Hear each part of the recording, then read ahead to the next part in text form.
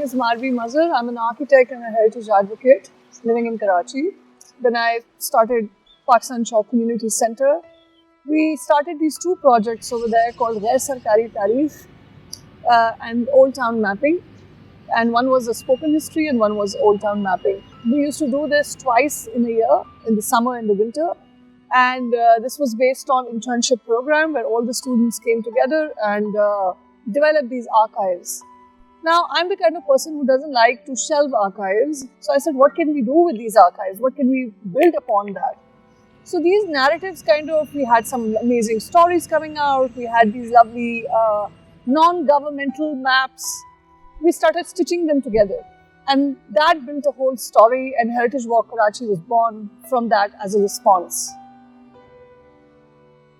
I do believe that history can only not just be taught through books. It has to be walked, it has to be consumed. Unless and until you don't know your city, you won't understand policies, you won't understand infrastructure. So, and you can't have a heart towards heritage if you don't understand the background of it.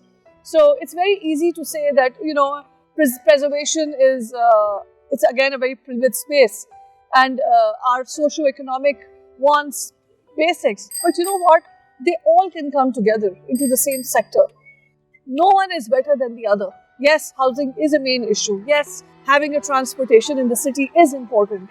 But what is a city which does not have a backbone, which doesn't have a spine to remember what the city has gone through? Where is the timeline?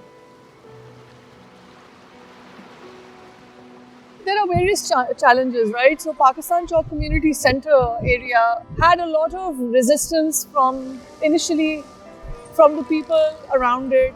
Okay, this is a government project. There was no trust.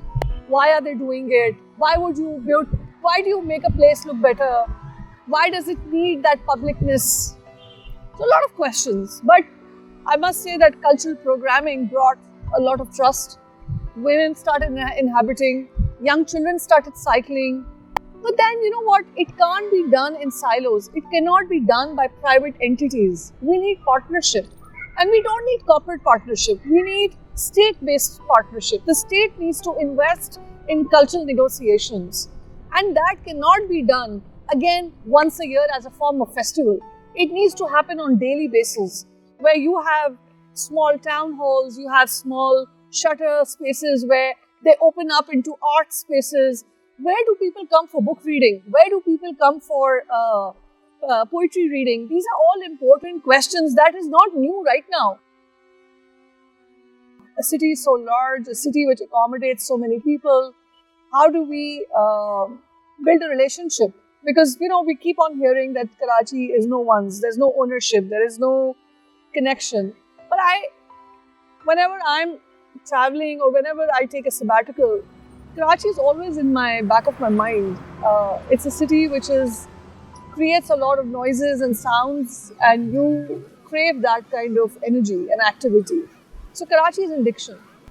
In my third year of my college, I started falling in love with the built environment. I started reading a lot of books, and the history kind of made a lot of sense to me. How the urbanistic or the urbanism of Karachi was rapidly growing outwards. And that's when I thought that there needs to be a dialogue, or else we will be just building in a singular manner, which will only serve a certain percent. Heritage advocacy was a very important chapter, because what is a city's identity if you do not take care of its history?